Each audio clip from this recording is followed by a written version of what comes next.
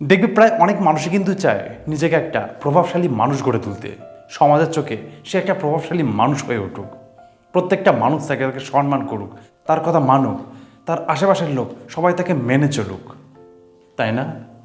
আজকে ঠিক এমনই একটা মানুষের গল্প তোমাদের সামনে তুলে ধরবো। যাই হোক বন্ধুরা, ভিডিওটা শুরু করার আগে নিজের পরিচয়টা দিয়ে দিই। হে গাইস, ভিডিওতে আমি অরিন্দম আছি তোমাদের সাথে। ভিডিওটা কেমন লাগলো প্লিজ কমেন্টস করে জানিও, লাইক করতে ভুলো না ভালো লাগবে। আর তোমরা যদি এই চ্যানেলে নতুন হয়ে থাকো তাহলে চ্যানেলটিকে সাবস্ক্রাইব করে আমাদের চ্যানেলের পাশে দেখো, কারণ এই চ্যানেলে এই ধরনের নতুন নতুন মোটিভেশনাল গল্প কিন্তু তোমরা কন্টিনিউ কিন্তু পেতেই থাকবে। তো যাই হোক, এবার ফিরে আসছি ভিডিওর মূল গল্পে।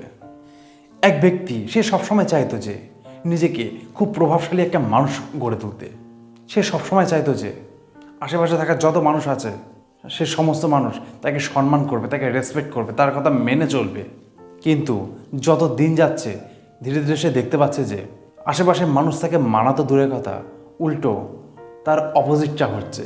মানে সে যেটা চাইছে মনে মনে ঠিক তার উল্টোটা হচ্ছে। আর এতে তো তার মনোবল একদম ভেঙে পড়েছে। সেই ব্যক্তিটা একটা নদীর ধারে বসে এই সমস্ত কথাগুলো চিন্তা করছিল, এবং কিছুক্ষণ পরে সেই নদীর পাশ দিয়ে এক বৌদ্ধ সন্ন্যাসী যায়। বৌদ্ধ সন্ন্যাসী সেই ব্যক্তিকে দেখতে পায়, এবং বৌদ্ধ সন্ন্যাসী সেই ব্যক্তিকে দেখে বোঝে যে সেই মানুষটা খুবই চিন্তিত।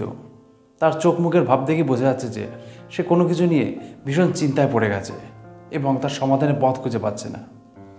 এইরকম দেখে বৌদ্ধ সন্ন্যাসী সেই মানুষটার কাছে যায় এবং সেই মানুষটাকে জিজ্ঞেস করে যে, আচ্ছা তোমার কি হয়েছে, তুমি কি কোনো বিষয়ে খুবই চিন্তিত? তখন সেই ব্যক্তি সেই বৌদ্ধ সন্ন্যাসীকে বলে, হ্যাঁ সাধু বাবা, আমি একটা বিষয় নিয়ে খুবই চিন্তিত, এবং এখান থেকে আমি কীভাবে বেরিয়ে আসবো সেটা আমি বুঝতে পারছি না। তো যাক, এই সমস্ত কথা আপনাকে বলে কী লাভ, আপনি তো সমাধান করতে পারবেন না। তখন সেই বৌদ্ধ সন্ন্যাসী সেই ব্যক্তির কথা শুনে বলল, আচ্ছা ঠিক আছে, তুমি তো তোমার সমস্যার কথাটা আগে আমাকে বলো, দেখি আমার কাছে কোনো সমাধানের পথ আছে কি না।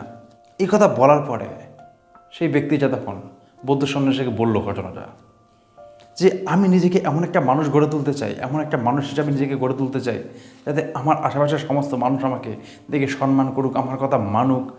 আমি নিজেকে একটা প্রভাবশালী একটা ব্যক্তি গড়ে তুলতে চাই।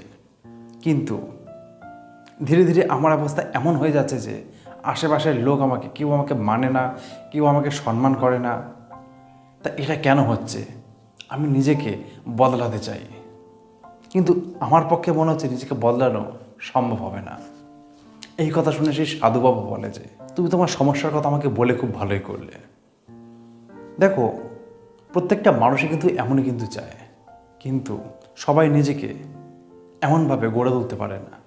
তুমি যদি নিজেকে ঠিক তোমার মনের মতো করে গড়ে তুলতে চাও, এর জন্য আমি তোমাকে 4টি উপায় বলবো, এবং এই 4টি উপায় যদি তুমি মেনে চলতে পারো তবে তুমি দেখবে যে তুমি প্রত্যেকটা মানুষের কাছে প্রাপ্য সম্মান পাবে, এবং তুমি নিজেকে একটা প্রভাবশালী মানুষ হিসাবে গড়ে তুলতে পারবে।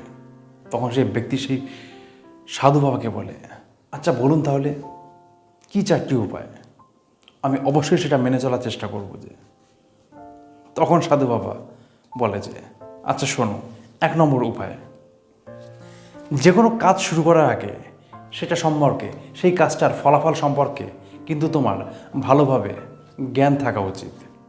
দেখবে বেশিরভাগ সময় কি হয়, আমরা যে কোনো কাজ শুরু করি তার আগে পিছিয়ে অত কিন্তু ভাবি না। কিন্তু একটা কাজ করতে হবে, আমরা কাজটা করা শুরু করে দিলাম, কিন্তু কাজটা করার পরে তার ভালোও হতে পারে আবার খারাপও হতে পারে। আমরা হয়তো শুধু ভালোটাই ভাবলাম, কিন্তু খারাপটা কিন্তু ভাবলাম না। তা এইটা কিন্তু কখনোই করা যাবে না। যে কোনো একটা কাজ করার সময় তার ভালোটাও জানতে হবে, তার অপোজিটটাও জানতে হবে।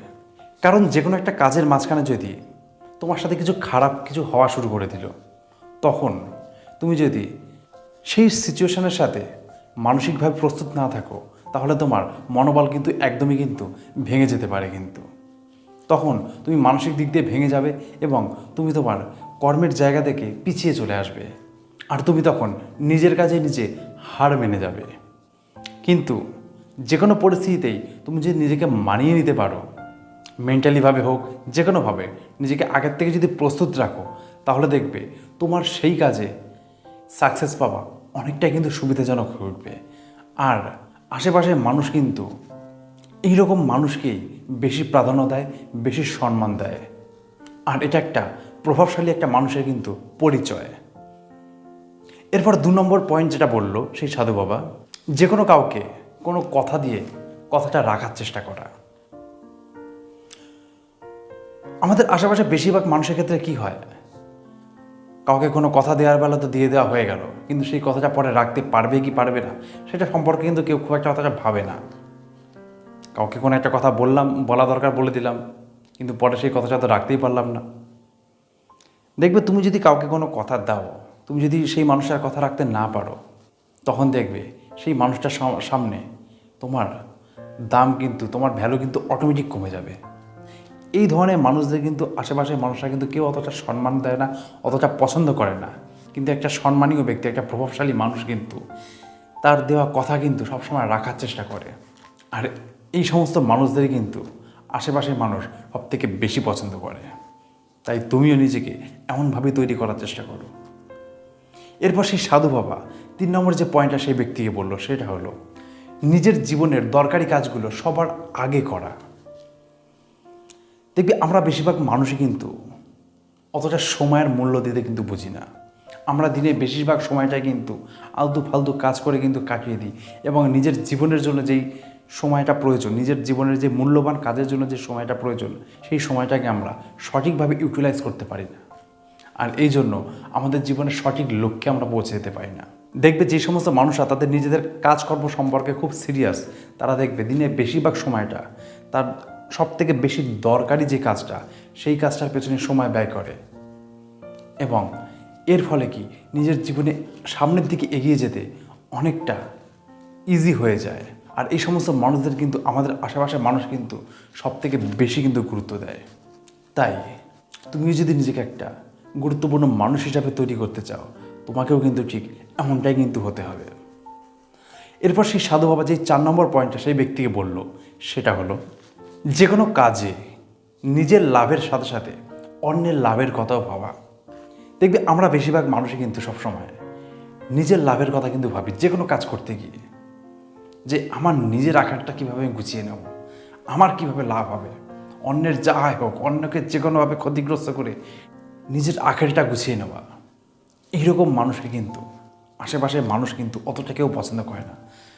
মানুষ সবসময় সেই সমস্ত মানুষকে পছন্দ করে, সেই সমস্ত মানুষের সাথে থাকার চেষ্টা করে যে সমস্ত মানুষরা নিজের সাথে সাথে অন্যকেও হেল্প করে, অন্যকেও সাহায্য করে, এবং পাশে থাকা মানুষ বুঝতে পারে যে এই মানুষটার সাথে থাকলে আমার নিজের জীবনের অনেক উন্নতি হতে পারে, আমার নিজের জীবনে ভালো হতে পারে, কারণ এই মানুষ একটা হেল্পফুল পারসন, স্বার্থপর নয়।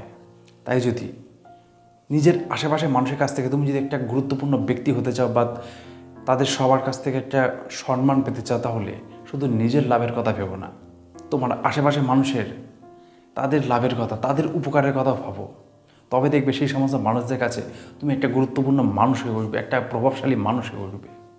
তখন সেই ব্যক্তি সেই সাধু বাবার সব কথা শুনলো এবং সেই মতো চলার চেষ্টা করলো। তো যাই হোক বন্ধুরা, আজকের গল্পটা এটুকুই ছিল। আবার খুব শীঘ্রই দেখা হবে নতুন একটা মোটিভেশনাল ভিডিওর সাথে। ততদিন সবাই ভালো থেকো, ধন্যবাদ।